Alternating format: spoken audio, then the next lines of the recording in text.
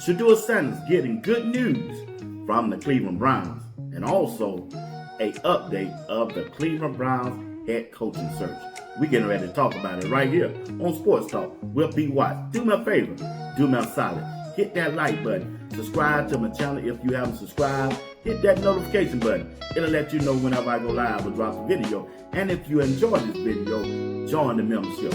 Join the membership. Anything that you do will be highly appreciated. All right, let's get this show started. Let's go, let's go, let's go, let's go. Yes, sir! Yes,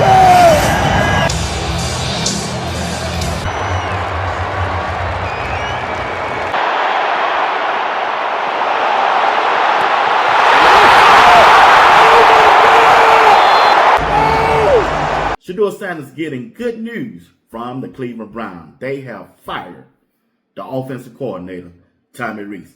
Tommy Rees has been reported that he's been hired by his former Cleveland Brown head coach, Kevin Stefanski. Kevin Stefanski is now the head coach of the Atlanta Falcons, and he's bringing Tommy Rees with him. As you can see right there on the screen, Mary Kay, a Cleveland Browns beat writer and insider, put that information out that Tommy Rees will be hired as the offensive coordinator for the Atlanta Falcons. My home state, my home team, the Atlanta Falcons, is bringing Tommy Rees in to be the offensive coordinator. It's going to be interesting to see who's going to be the play caller. I'm sure Kevin Stefanski will start off as the play caller. Tommy Rees is probably going to be just a quarterback coach, but he's going to have the title of being the offensive coordinator. I'm sure that's what's going to happen. But it's good news that he's away from Cleveland. Kevin Stefanski gone, Tommy Rees gone. I think both of them was in together to sabotage Shedeur Sanders' NFL career as a quarterback for the Cleveland Browns, because they wanted their guy, Dylan Gabriel, to look better than Shedeur Sanders, to play better than Shedeur Sanders, but it just didn't work out that way. Shedeur Sanders had more talent, he was better than Dylan Gabriel, and they missed on that, and that's why Kevin got fired.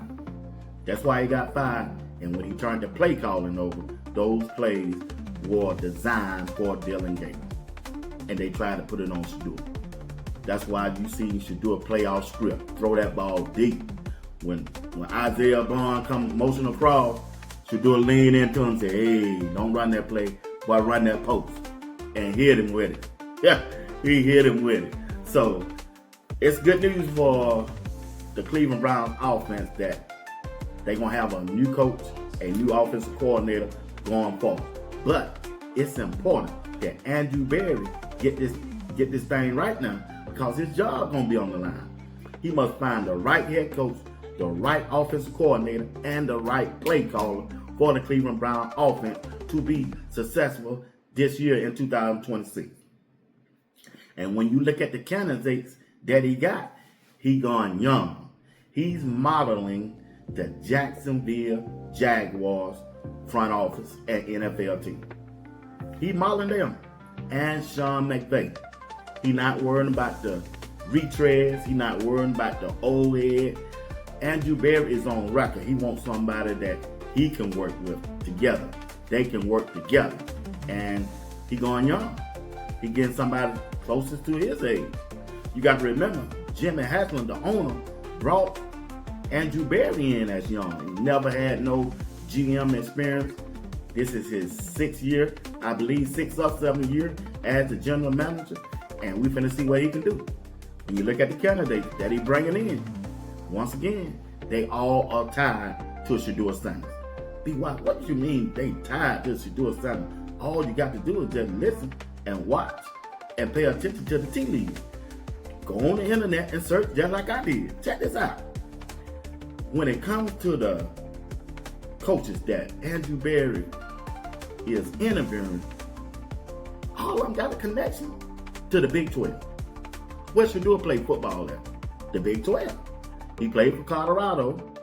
And Nathan Shieldhouse, he played for Baylor.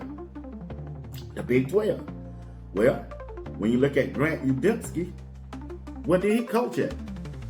2 years ago, Iowa State.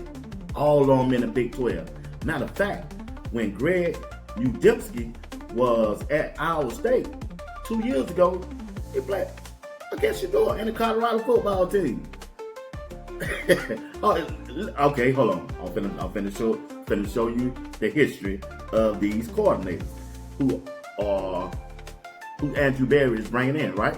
When you look at his background and his career history, he was a Baylor grad assistant in 2019. He went to Carolina Panthers in 2020 through 21 as a coach assistant.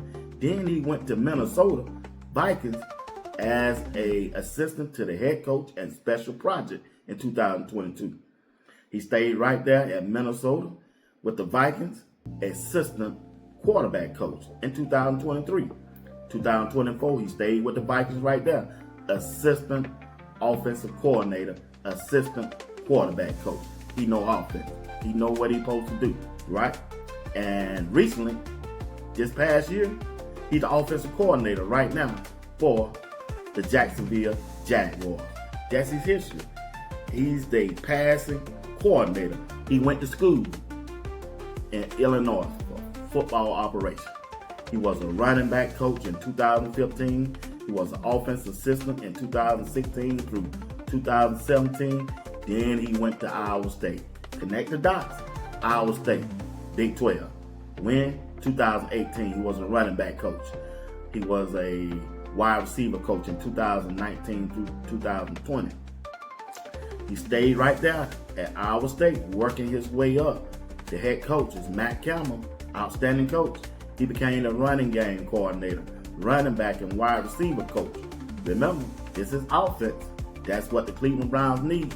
And in 2023, when Shedeur was at Colorado, was the offensive coordinator and quarterback coach. And now he's at the Los Angeles Rams, 2024 assistant passing game specialist.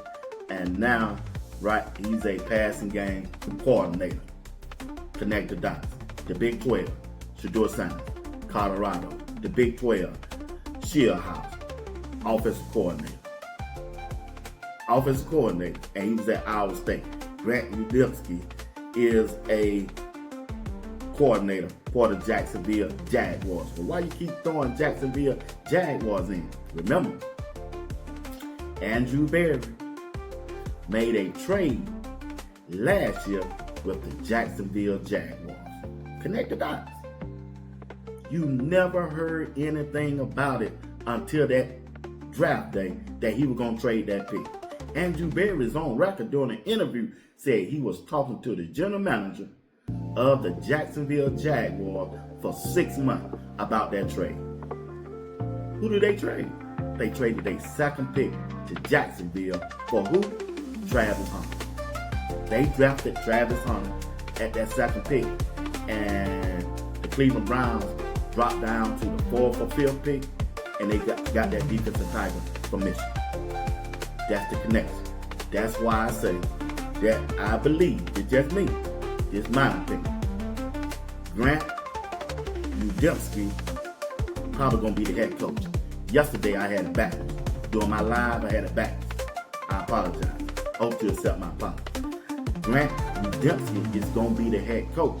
But the hang-up is Nathan Shieldhouse, the passing coordinator for the LA Rams. They're going to let him be the offensive coordinator. And Jim Swanson going to stay as the defensive coordinator. That's what Andrew Berry is trying to put together. But the setback is Shieldhouse is still playing in the playoff, and you can't interview nobody while they're still in the playoff in person. But another setback is going to be when Mike McDaniels dropped out. It hurt Andrew Berry from hiring anybody because you got to interview 2 minorities for the head coaching position. That's a must before you hire anybody. So when Mike McDaniels dropped out, that means Andrew Berry got to bring somebody else in for him to move forward to be able to hire a head coach, because he's counting on Shieldhouse as another minority. That's why he last coming in. I'm just giving you the facts of what's going on, and the way I see it, I'm I'm telling you right now, Andrew Berry is modeling the Jacksonville Jaguars NFL team for as the coaching staff. The whole setup. He going young. That's where he going. I promise you, that's where he going. We're going to see how this thing play out. I'm telling you right now. I'm going to leave you with a video of Shedeur playing that quarterback at Illinois. Check this video out. Hey, once again, thank you for watching Sports Talk with B-Watt. Do me a favor, do me a solid. Hit that like button, subscribe to the channel if you haven't subscribed. If you like the broadcast, hey, join the membership. Join the membership. Can you? To help us grow. Will you do that for me? Till next time, peace.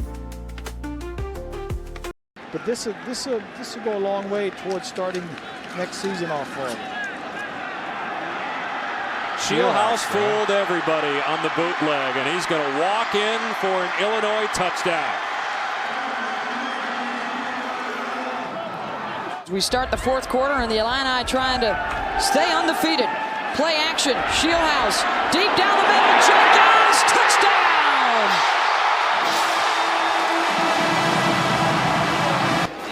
This is a great job in protection. The Illinois offensive line has the ability to keep him protected. This is a deep developing route. He just runs over the top of everything.